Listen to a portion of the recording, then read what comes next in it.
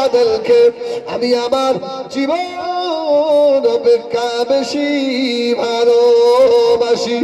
আল্লাহ ওলি বান্দা বিবিকে বললেন, বিবি আমি তোমাকে ওসিয়ত করে যাই, এখন যদি আমার মউত হয়ে যায়, আমি যদি মারা যাই, আমার লাশটাকে দেরি করো না, এই রাতের অন্ধকারে অন্ধকারে আমার লাশটাকে দাফন করে দিও।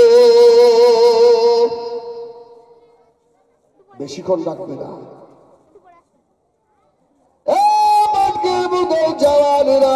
আল্লাহ নবীও বলেছেন, বাবা তোমরা তিনটে কাজ দেরি করো না। এক নম্বর হলো নামাজে রক্ত হলে দেরি করো না, আগে নামাজ আদায় করে নাও। দ্বিতীয় নম্বর হলো তোমাদের ছেলে মেয়ে শিয়ানা হয়ে গেলে তাড়াতাড়ি বিবাহ দিয়ে দাও। তৃতীয় নম্বর হলো নবী আমার দরবারে তোমাদের বাড়িতে বাইয়েত হয়ে গেলে দেরি করো না, তাড়াতাড়ি দাফন করে দাও। এই তিনটে কাজ আউয়াল করো, তাড়াতাড়ি করো। বাদশাহ সুলতান ইবনে আদল বললেন, ওরে আরো বিবি রে, আমি যদি এখন মারা যাই, আমার দুটো নাবালেগ ছোট ছোট বাচ্চা আছে, এই বাচ্চা দুটো জনমের মতো বাড়া হয়ে যাবে। তবে শুনে রেখে দাও, আমার বাচ্চাদের দিয়ে গ্রামে খবর পাঠাবে, আমার গ্রামের মা, আমার গ্রামবাসী যেন আমার জানাজা না করে তাড়াতাড়ি দফন করে দেয়। যদি আমার গ্রামবাসী না আসে, ও আমার বিবি এক কাজ করবে, ওই পাহাড়ের উপরে উঠে গিয়ে একবার ডাক দেবে, ইয়া রাব সুলতান ইবনে আদল। পাহাড়ের উপরে উঠে ডাকবে, আল্লাহর তরফ থেকে সাহায্য আসবে। জোরে বলুন সুবহানাল্লাহ। বিবি আমি যদি মারা যাই, আমার কাফন কি দিয়ে হবে? বিবি বলল, শোনেন, আমি আপনাকে এতটাই ভালোবাসি, আমার এই কাপড়টা 3 টুকরো করে আপনাকে আমি কাফন করে দেবো। জোরে বলুন সুবহানাল্লাহ। সুলতান ইবনে আদল বলল, না, আমার এই জামাটা, এই জন্যই তো গোল জামায় অনেক সুবিধা হয়ে যায়, সফরে গিয়ে যদি মারা যান তো এই জামা গায়ে দিয়ে আমার কবরে দেওয়া যাবে, অসুবিধা নেই। তো বললো, আমার এই জামা মাথার দিকটা সেলাই করে দেবে, দিয়ে আমার শরীরের মধ্যে ঢুকিয়ে দেবে, পায়ের দিক যদি ফাঁকা থাকে তাহলে এক কাজ করবে, লতা পাতা দিয়ে চাপা দিয়ে আমাকে দাফন করে দেবে। এই কথা না বলতে বলতে বাবা আল্লাহর ওলি হযরত সুলতান ইবনে আদম রাহমাতুল্লাহ আলাইহি হুজুর আমার ইন্তেকাল হয়ে গেলেন। ইন্তেকালের পরে ছেলেরা গ্রামে চলে গেল। গ্রামে গিয়ে গ্রামবাসীদের বলল, বাবা আমার আব্বা সুলতান ইবনে আদম মারা গিয়েছে, আমার আব্বার লাশটা এই রাত্রি দাফন করে দিতে হবে। গ্রামবাসীরা বলল, ও বাবা ছেলে বাড়ি চলে যাও, এই রাত্রি আমরা যাব না বাবা, সকাল হয়ে গেলে তোমার আব্বার গোসল দেব, তোমার আব্বার কাপড় পরাবো, দাফনও করে দেবো। আল্লাহর ওলি হযরত সুলতান ইবনে আদলের বিবি কি করলেন, ওই পাহাড়ের ওপরে উঠে গিয়ে ওযু আসা করে নিয়ে পাহাড়ের ওপরে উঠে গিয়ে, ইয়া রাব সুলতান ইবনে আদম, আয় আল্লাহ আমার স্বামী সুলতান ইবনে আদম ইন্তেকাল হয়ে গিয়েছে, আয় আল্লাহ এই দুটো কচি কচি বাচ্চা রেখে চলে গেছে, আমি বেওয়া হয়ে গেলাম আল্লাহ, আমার বাচ্চা দুটো এতিম হয়ে গিয়েছে। রাব্বিল আলামিন আল্লাহ আমার স্বামীর কে গোসল দেবে, কে কাপড় পরাবে, কে দাফন করে দেবে, এই রে দোয়া করে। ও আমার ভাইজানেরা, এমন সময় আল্লাহর ওলি হযরত সুরায়েদ বাগদাদী রহমাতুল্লাহ আলাইহি গভীর রাত্রিরে বসে আল্লাহর ওলি সুরায়েদ আল্লাহর ইবাদতে মশগুল। এমন সময় একজন অজানা মানুষ গিয়ে আল্লাহর ওলি জুরায়েদের পাশে গিয়ে দাঁড়ালেন। জুরায়েদ বাগদাদী পাশে গিয়ে দাঁড়িয়ে বলছে, জুরায়েদ শোনো, আমাকে আমি আল্লাহ পাকের তরফ থেকে এসেছি। জোরে বলুন সুবহানাল্লাহ। জুরায়েদ শুনে রাখো, একজন মারা গেছে, এখান থেকে তার বাড়ি ২৫০০ কিলোমিটার দূর। জোরে বলুন সুবহানাল্লাহ। এই আল্লাহর ওলিদের পাওয়ার দেখেন। যারা আল্লাহর ওলি বলে মানেন না, আপনারা ভুল করছেন, আপনারা ঠিক কাজ করছেন না, আপনাদের ভুল হচ্ছে। এই শোনে, আমার অসুবিধা, আমার শরীরটা ভালো না, জন্য আস্তে আস্তে কথা বলছি। আগের মতো সেই আর চেল্লাচ্ছে কেন, হুজুরা চেল্লাচ্ছে না কেন, আমার ডাউন হয়ে গেছে আর শরীর পারে। এই সোনাবাড়ি আল্লাহর ওলি জুরায়েদ বাগদাদী বললো, তুমি কে? কে? বললো, আমি আল্লাহর তরফ থেকে এসেছি। খবর? বলে সুলতান ইবনে আদল মারা গেছে, এখান থেকে ২৫০০ কিলোমিটার দূরে বাড়ি। আল্লাহ পাক তার জানাজা দাফনের দায়িত্ব আপনাকে দিয়েছে। আমার ভাইয়েরা, সোনাবাড়ি খেরাম, আল্লাহর ওলি জুরায়েদ বাগদাদী বললেন, ও ভাইজান, আপনাকে চিনতে পারি না। কোথায় বাড়ি বাবা? কি নাম বাবা আপনার? আল্লাহর আগন্তুক ব্যক্তি বলল, জুরায়েদ, আমার পরিচয় দেওয়ার দরকার নাই, তবে শুনে রেখে দাও, সুলতান ইবনে আদলের জানাজা আপনাকে পড়াতে হবে। হযরত জুরায়েদ বাগদাদী বললেন, ও আল্লাহ পাকের পাঠানো দূত, আমি জুরায়েদ ২৫০০ কিলোমিটার রাস্তা কিভাবে যাব? আমি কি করে যাব বাবা? তবে আল্লাহকে বলেন, আল্লাহ যেন আমি জুরায়েদের ওই রাস্তার ম্যাপটা দেখিয়ে দেয়। জোরে বলো সুবহানাল্লাহ। ওই রাস্তার ম্যাপ যদি আল্লাহ আমাকে দেখায়, আমি ঠিক চলে যাব। আল্লাহর আগন্তুক ব্যক্তি আল্লাহ দরবারে ফরিয়াদ করলেন, আল্লাহ পাক এই জুরায়েদ বাগদাদী রাস্তার ম্যাপ চাই। ও ভাইজানেরা, কিছু করবো রে, আল্লাহ পাকের তরফ থেকে রাহাব হয়ে গেল। ওরে আমার ওলি বান্দা রে, আমার বান্দা সুলতান ইবনে আদল মারা গেছে। আমার সুলতান ইবনে আদলের লাশ যে জায়গায় রাখা রয়েছে, ওই জায়গার সুলতান ইবনে আদলের পিঠের তলা থেকে এক মুষ্টি মাটি নিয়ে আমার ওলি বান্দা আমার জুরায়েদের হাতে দিয়ে দাও। আমার জুরায়েদের কাছে দাও। ইনি কি করলেন? সুলতান ইবনে আদলের লাশ যেখানে রাখা ছিল, ওখান থেকে একটু মাটি তুলে নিয়ে গিয়ে জুরায়েদ বাগদাদী হাতে দিয়েছে। উনি বললেন, জুরায়েদ, আল্লাহ পাক বলেছেন এই মাটিটা তুমি ছুঁড়ে দাও, আল্লাহ তোমাকে সুলতান ইবনে আদলের কাছে পৌঁছে দেবে। জোরে বলুন সুবহানাল্লাহ। এই ক্ষমতা আল্লাহ পাকের আছে না? আল্লাহর ওলি হযরত জুরায়েদ বাগদাদী রহমাতুল্লাহ আলাইহি ওই মাটির আয়াতে করে দিয়ে আর ছুঁড়ে দিয়ে আল্লাহর ওলি সাজদায় পড়ে গিয়েছে। ও ভাইজানেরা, বিপদে আপদে মুসিবতে পড়ে গেলে বেশি বেশি নামাজ আদায় করবেন। বিপদে পড়ে গেলে বেশি বেশি করে আল্লাহ পাকের কোরআন তেলাওয়াত করবেন। এটা আল্লাহ নবী আলাইহিস সালামদের সুন্নাত।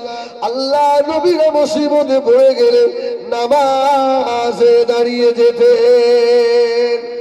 সুবহানাল্লাহ বলে। আর আমরা যদি বিপদে পড়ি ভাই, নামাজ পড়ি না নামাজ ছাড়ি? এই ভালো করে বলে, নামাজ পড়ি না ছাড়ি? আমরা মুসিবতে পড়ে গেলে মসজিদের সঙ্গে আর সম্পর্ক থাকে না। থাকে থাকে থাকে আল্লাহর কোরআনের সঙ্গে আর সম্পর্ক থাকে না। কিন্তু আল্লাহ ওয়ালা যারা, এরা মুসিবতে পড়ে গেলে আরো মসজিদে বেশি বেশি করে সময় ব্যয় করে। সুবহানাল্লাহ বলে। হ্যাঁ, আর এটা সমস্ত নবীদের সুন্নাত। মুসিবতে পড়ে গেলেন নবীরা নামাজে দাঁড়িয়ে যেতেন। জোরে বলুন সুবহানাল্লাহ। হযরত জুরায়েদ বাগদাদী রাহমাতুল্লাহ আলাইহি মাটিটা ছুঁড়ে দিয়ে আল্লাহ পাকের দরবারে আবার নামাজে দাঁড়িয়ে গেছে। আল্লাহ নবী হযরত জুরায়েদ বাগদাদী রাহমাতুল্লাহ আলাইহি সাজদায় পড়ে গেলেন। বাবা বেজরিরা মুরব্বিয়ানেরা সাজদায় পড়ে চোখ বন্ধ করে দিলেন। আল্লাহ নবী হযরত জুরায়েদ 12 জন মুরিদার সঙ্গে করে নিয়ে আর সাজদায় গিয়ে চোখ চেইরা বন্ধ করেছেন। কিছুক্ষণ পরে আল্লাহ নবী জুরায়েদ বাগদাদী চোখ খুলে দেখেন আর ওই জায়গায় নাই হযরত সুলতান ইবনে আদালের লাশের পাশে দাঁড়িয়ে রয়েছে। জোরে বলুন। এটা চটি বইয়ের গল্প নয়, আমি আপনাদেরকে তাফসীর থেকে শোনাচ্ছি। জোরে বলুন সুবহান। গিয়ে হাজির সুলতান ইবনে আদালের স্ত্রী পাশে দাঁড়িয়ে। তো আল্লাহর ওলি জুরায়েদ বললেন, মা তুমি একটু সরে বসো, আমার থেকে একটু দূরে যাও, কেননা মেয়ে ছেলে তো, এই আমাদের ঈমান বেশি নষ্ট হয় মেয়েদের দ্বারায়, ঠিক কিনা ভুল বলে? শয়তান ওখানে মেহনতটা বেশি লাগায়। এই জন্য আমি প্রায় জলসের কথা বলি, কোনো ঘরে যদি একটা মেয়ে আর একটা ছেলে থাকে, আর রাসূল বলেছেন ওরা দুজন থাকে না, ওখানে আর একজন থাকে, তার নাম ইবলিস শয়তান। তার নাম কি? ইবলিস শয়তান। যাতে খারাপ কাজ হয়ে যায়, মানুষগুলো জাহান্নামী হয়ে যায়। এই জন্য কোনো সময় মেয়েদের খুব কাছাকাছি রাখবেন না। আর ভিন মেয়েদের সঙ্গে, যেসব মেয়েদের সঙ্গে আপনার পরিচয় নেই, হট করে একটা ফোন এসে গেল, মিস কল এসছে, ফোনে ফোন করলেন, একটা যুবতী মেয়ে কথা বলছে, আপনি যদি তার সঙ্গে খুব মিষ্টি ভাষায় যদি আপনি আলাপ করেন, তবে আপনার কপালে কিন্তু বিপদ আছে। ও একবার করলো, আপনি একবার করলেন, ভালোবাসা হয়ে গেল। এবার বিবি যদি ওই নাম্বারটা দেখে ফেলেছে, কি বাড়িতে চুল ছিঁড়াছিঁড়ি হবে না? হবে না? আমার সোনামানি। এই জন্য রাসূল বলেছেন যে মেয়েদের সঙ্গে বিয়ে করা জায়েজ। এরা যদি ফোন করে, আপনার সঙ্গে আলাপ করে, সবসময় একদম গম্ভীর মেজাজ নিয়ে থাকবেন, ওরা যেন দ্বিতীয়বার আর কথা বলার সুযোগ না পায়। আর আমাদের কথা এত মধু, বাড়ির বোর সঙ্গে ভালো কথা বলে না, মধুর কথা বলে না, সবসময় খয়াকার ময়াকার ছয়াকার দিয়ে সব চালাচ্ছে। আর ভিন মেয়ে ছেলে দেখলি ও যেন মনে হয় পুরো একদম আল্লাহর ওলি, ওর কথা এত মিষ্টি। তার মানে কি, ওখানে শয়তান কাজ করছে। তো শয়তান তোকে খারাপ কাজে লিপ্ত করে দেবে। এই শোনে, যেটা বলছিলাম ওখানে থাকুক। আল্লামা জাকারিয়া রহমাতুল্লাহ আলাইহি একটা ঘটনা লিখে ছোট্ট করে বলে দেবো, আমাদের জীবনে বড় উপকারে আসবে রে ভাই। আল্লাহর একজন ওলি বান্দা, বুঝছে, গ্রামে ইবাদত করে না, সে ফাঁকা মাঠে মরুভূমিতে ছোট্ট একটা ঘর করে রেখেছে। ওখানে গিয়ে রাতে তাহাজ্জুদ পড়ে, জিকির আজকার করে। 1 তারিখে এক সুন্দরী এক মহিলা মেয়ে ওই মরুভূমির উপর দিয়ে যাচ্ছিল, রাত্রে তুফান উঠে গেছে। তা মেয়েটা কোথায় যায়, দেখছে একটা ঘরে টিপ টিপ করে আলো জ্বলছে, ছুটে ছুটে ওই ঘরের কাছে গিয়ে দাঁড়িয়েছে। যেই দাঁড়িয়েছে, মেয়েটা বলছে, ভাই কে আপনি, আমাকে একটু আশ্রয় দেন, হ্যাঁ, সেটা বললো দেখো তুমি এখান থেকে দূর হয়ে যাও, সরে যাও, এখানে আর কেউ নেই, তুমি আমার ঘরে ঢুকবে না, আমি আল্লাহর জাহান্নামকে ভয় করি। জোরে বলুন সুবহানাল্লাহ। আচ্ছা, আমরা যদি এরকম সুযোগ পাই, আপনারা বাদ দেন, আমি বলছি আমি যদি পাই, কি সর্বনাশ হবে না? এই রাজাপুরের লোক বলো না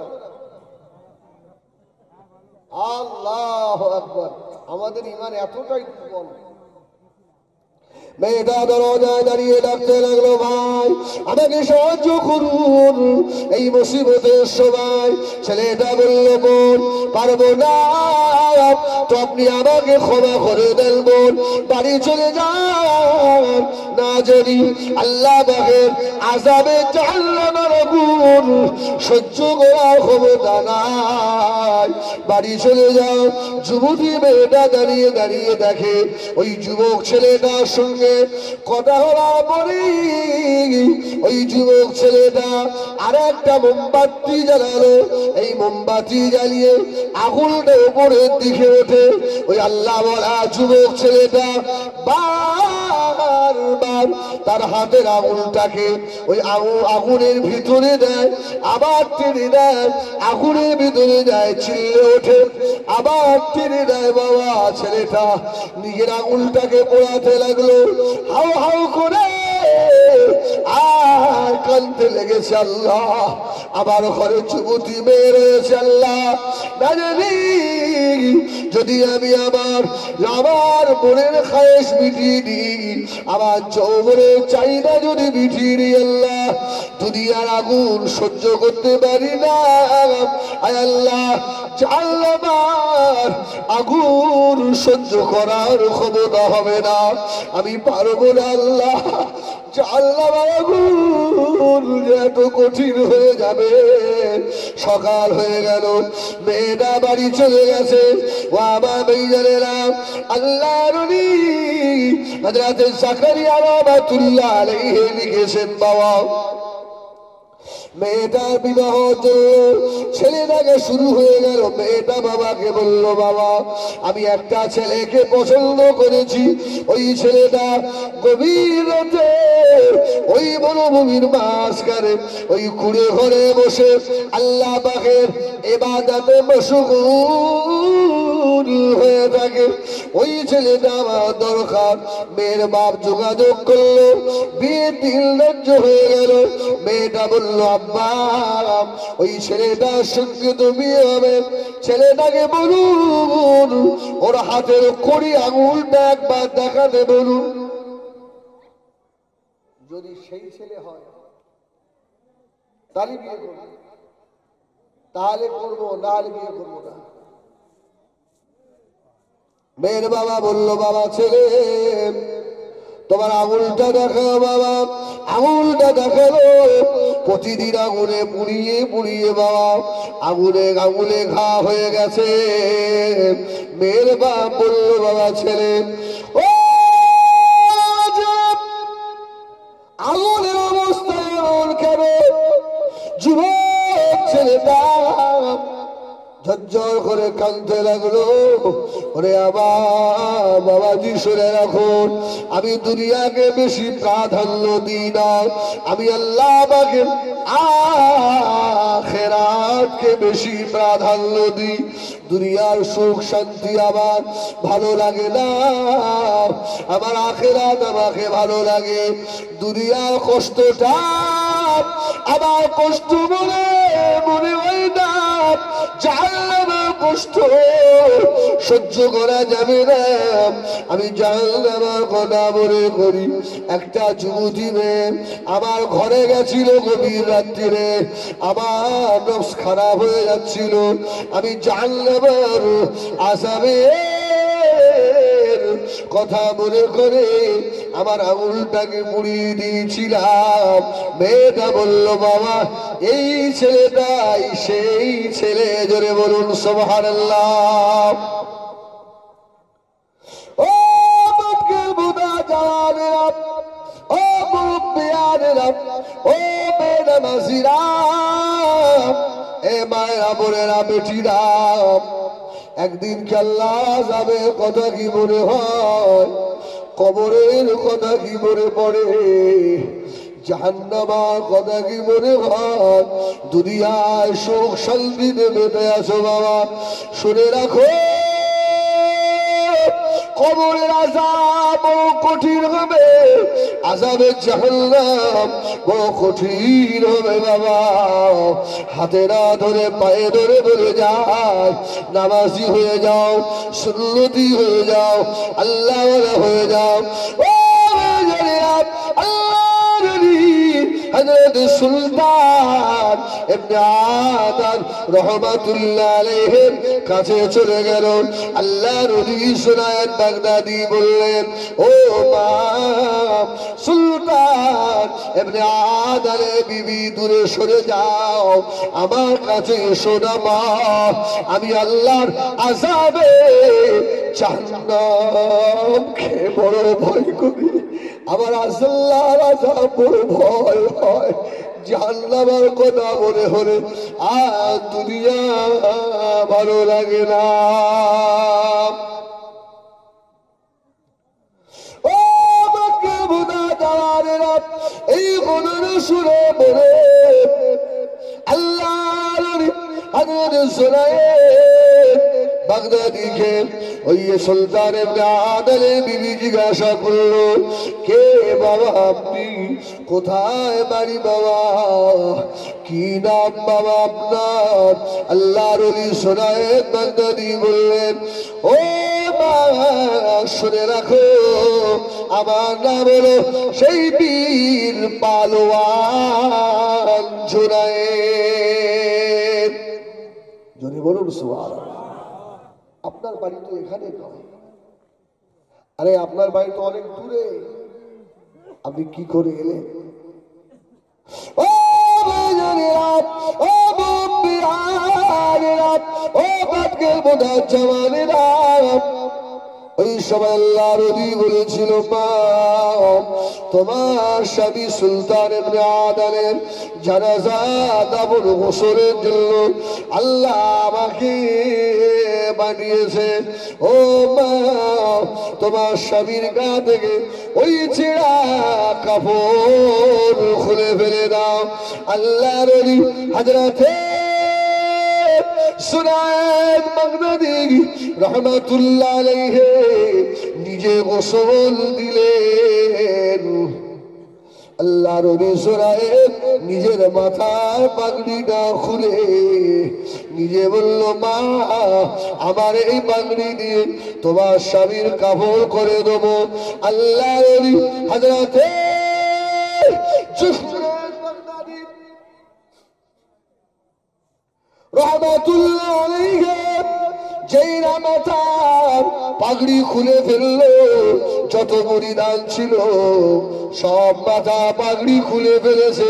আল্লাহর ওলি সুনায়েত বলল, বাবা আমার একটা পাগড়ি আর তোমাদের দুটো পাগড়ি দাও। আল্লাহর ওলি সুলতান ইবনে আদমকে এই কাপড় দিয়ে কাপড় করে দেবো।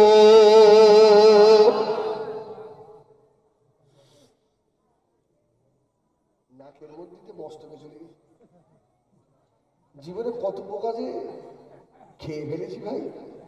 যদি এই পোকাগুলো আল্লাহরে বলে, আল্লাহ ও অনেকক্ষণ ওয়াজ করে মুখে ঢুকে গেল।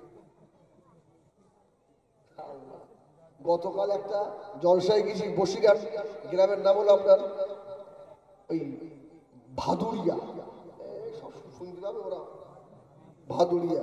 ভাই সৌতার মুখ দেখা যায় না, 5টা লাইট আমার স্টেজ, পোকায় খেয়ে ফেল দিচ্ছে। আরে তোমরা খুব ভালো, তোমরা ব্যস্ত করো, আমরা সব পোকা খেয়ে মরে যাই। আমি জলসায় বলে ফেললাম, ওখানে বক্তা ছিল আব্দুল কাইয়ুম নাদভী সাহেব, হ্যাঁ উনি আমার আগে ছিলেন। তাই বলে ভাই এইরকম অত্যাচার করি, দুটো টাকা নয় দিন পোকা খেপকে মার। বাদ দেন, আপনার অসুবিধা হচ্ছে ভাই, আমি একটু ঠাট্টা করলাম, অসুবিধা নেই তো, আপনারা ভাই তো একটু জোরে তাকবীর দেন না, নারায়ে তাকবীর, নারায়ে তাকবীর। এই বাদশা সুলতান খাটা বলি শেষ করলেই আপনার অসুবিধা হচ্ছে আল্লাহ এই এলাকায় একটু আশা কম হয়ে গেছে তো আল্লাহ সুলতান ইবনে আদাল বলছে তুমি কেঁদো না আমি জোরায়েদ আমার মাথার পাগড়ি আর আমার মুরিদদের মাথার পাগড়ি দিয়ে তোমার স্বামীর কাফন হবে ও আমার মেয়েরা সোনামানি খেরাও আল্লাহর ওলি হযরত সুলতান ইবনে আদালের লাশ থেকে গোসল দেওয়া হলো আর মাথা পাগড়ি দিয়ে কাফন পরানো হয়ে গেল গভীর রাত হয়ে গিয়েছে আল্লাহর ওলি হযরত সুলতান ইবনে আদালের লাশ রাখা আছে জানাজা নামাজ শুরু হবে দুটো বাচ্চা ছিল দাঁড়িয়ে ও জানাজার ইমাম হবেন আল্লাহর ওলি হযরত জুনায়েদ বাগদাদি জোরে বলুন সুবহানাল্লাহ ও জানাজা নামাজ শুরু হয়ে যাবে আল্লাহর ওলি জুনায়েদ শুধু হাত তুললে তার ইমাম বাঁধবেন আল্লাহু আকবার কে যেন এক পেছন দিক দিয়ে সুন্দর একটা যুবক এসে ওই যুবকের বাম হাতে লাঠি ডান হাতে একটা চামড়ার ব্যাগ আছে আল্লাহর ওলি জুনায়েদের হাত ধরে ফেলেছে জোরে বলুন সুবহানাল্লাহ ও হযরত জুনায়েদ না না না তুমি ইমামতি করতে পারো না আল্লাহ আমাকে পাঠিয়েছে আল্লাহর ওলি সুলতান ইবনে আদালের জানাজা আমি পড়াবো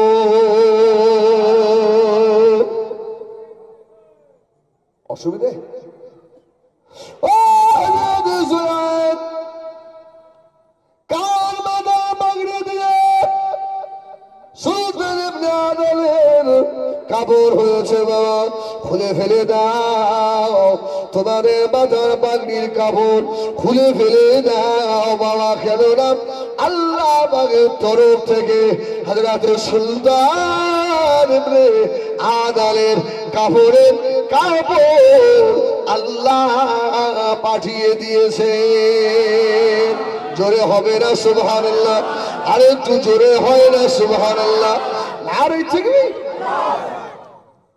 তাড়াতাড়ি খুলে ফেলো সমস্ত কাপড় খুলে ফেলা হলো আল্লাহর ওলি বললেন ও জুনায়েদ আমার ব্যাগের ভিতরে তিনটে কাপড় আছে ওই কাপড় বার করো হযরত সুলতান ইবনে আদালকে ওই কাপড় পরিয়ে দাও আর জানাজা আমি পড়াবো আর তুমি মুক্তাদি হয়ে দাঁড়াও জানাজা পড়ানো শুরু করলো আল্লাহর ওলি এত জোরে জোরে তাকবীর পড়ছে বাবা জুনায়েদ বাগদাদি অবাক হয়ে গেল এই 12-13 জন মানুষ তা এই মানুষটা এত জোরে ইমামতির তাকবীর কেন বলে জানাজা হয়ে গিয়েছে ওই আগন্তুক ব্যক্তিটা আল্লাহর ওলি হযরত জুনায়েদ বাগদাদিকে বলল জুনায়েদ একটা কথা বলে চলে যাব বাবা আর বেশি সময় নাই বিদায় নেবো বাবা আমার ওই চামড়ার ব্যাগের ভিতরে আল্লাহ পাকের তরফ থেকে 12,000 স্বর্ণ মুদ্রা রয়েছে সুলতান ইবনে আদালের বাচ্চাগুলো এতিম হয়ে গিয়েছে কে ওদের দেখবে কে ওদের খোঁজ খবর নেবে সুলতান ইবনে আদালের উপরে আল্লাহ রাজি হয়ে গিয়েছে ও হযরত জুনায়েদ সুলতান ইবনে আদাল বিবিকে বলে দেবেন এই ব্যাগের ভিতরে যে 12,000 স্বর্ণ মুদ্রা আছে কোনদিন খুলে যেন না দেখে, ওই স্বর্ণ মুদ্রাগুলো যেন কোনদিন জমিনের ওপরে যেন না ফেলে দেয়। বিসমিল্লাহ বলে হাত ঢুকাবে, যত টাকার প্রয়োজন হয় ওই ব্যাগ থেকে বার করে নেবে। জোরে বলো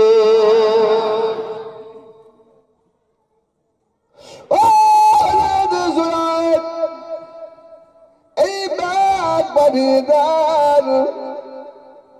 এই না বলে ওই আগন্তুক ব্যক্তিটা চলে যাবে বাবা, পিছন সেই না ঘুরিয়েছে। আল্লাহ নবী শোনায়েন বান্দাদি গপ করে হাত ধরে ফেললো। কে আপনি? কি নাম বাবা? কোথায় বাড়ি বাবা আপনার? না বললে ছাড়বো না। কে আপনি বলুন? ওই সময় বলেছিল ওয়াজরাতে শোনায়েন তুমি আমাকে চেনো না জোনায়েদ রে, আমি অন্য কেউ নাই, আমি হলাম আল্লাহ পাকের বড় ফেরেশতা। ফেরেশতাও নয়, আমি আল্লাহ পাকের একজন মাহবুব বান্দা। আমি হলাম খাস খিজির আলাইহিস সালাম। আজানে সুলতান ইবনে আদনের জানাজা নামাজ পড়ানোর জন্য আল্লাহ পাক আমি খিজির আলাইহিস সালামকে আল্লাহ নিজে পাঠিয়ে দিয়েছে। সুবহানাল্লাহ বলেন।